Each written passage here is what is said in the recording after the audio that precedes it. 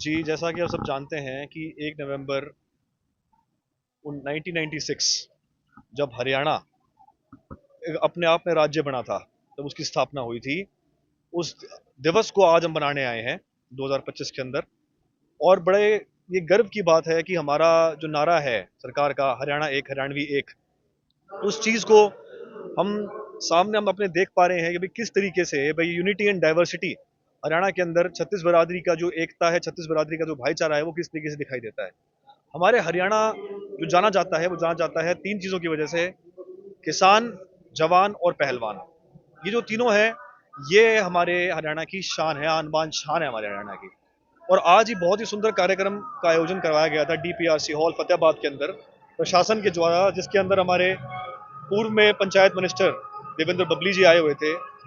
और हमारे जिला अध्यक्ष जी आए हुए थे, और पूर्व सांसद श्रीमती सुनीता दुग्गल जी को भी यहाँ पे आना था, पर बिहार चुनाव में उनकी ड्यूटी लगी होने की वजह से उन्होंने मेरी ड्यूटी यहाँ पे लगाई कि आपको जरूर यहाँ पे आके अपने भाइयों को संबोधित करना चाहिए और मेरा मैसेज बिहार से हरियाणा के वासियों को भेजना चाहिए। मैं आपको बताना चाहूंगा, हरियाणा दिवस जो है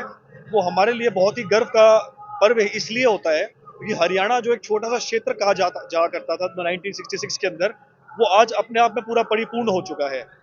हरित क्रांति के अंदर, ग्रीन रेवोल्यूशन के अंदर अगर सबसे आगे कोई रहा देश, तो वो रहा प्रदेश हमारा हरियाणा रहा।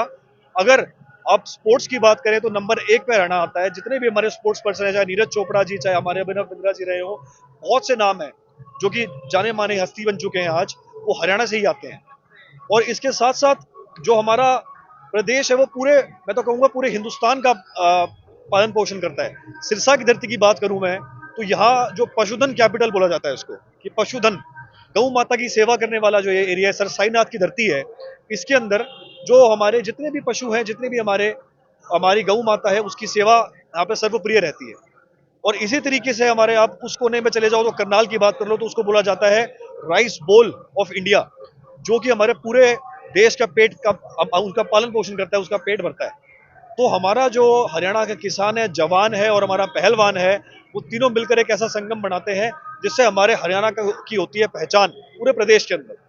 और इसी संदेश के साथ मैं कहना चाहूंगा, हरियाणा एक और हरियाणवी एक के नारे को और बुलंद कीजिए और हरियाणा प्रदेश को और बुलंदियों पर लेके जाइए।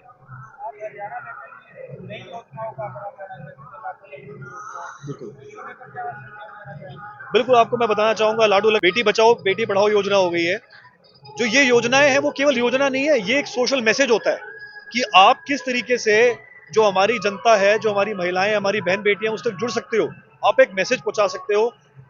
पहले शुरू शुरू में सेंसस के अंदर 830 हमारा सेक्स रेशियो हुआ करता, पर वो आज कितना इंप्रूव हो गया है, वो इन योजनाओं की बदौलत ही हुआ है। क्योंकि जो सोशल मैसेज ये योजनाएं प्रदान करती हैं, जो आम जनता तक पहुंचती हैं, और उसके बाद आम जनमानस के अंदर भी एक विचार का संचार होता है कि भाई उसको इस तरीके से ही अपनी बेटी को देना चाहिए जिस तरीके से अपने बेटे को देखता है। तो ये योजना केवल योजना मात्र नहीं है, ये एक सोशल मैसेज है जो कि हमारे प्रधानमंत्री जी, हमारे सीएम साहब जी ने, उन्होंने इसका प्रचार करना शुरू किया है। और आज आप सब जानते हैं कि भाई हर चीज में इंप्रूवमेंट है, सेक्स रेशियो बढ़कर इतना हो गया कि लड़कियां ज्यादा हो गई हैं लड़कों से मात्रा में। बहुत बहुत धन्यवाद जी।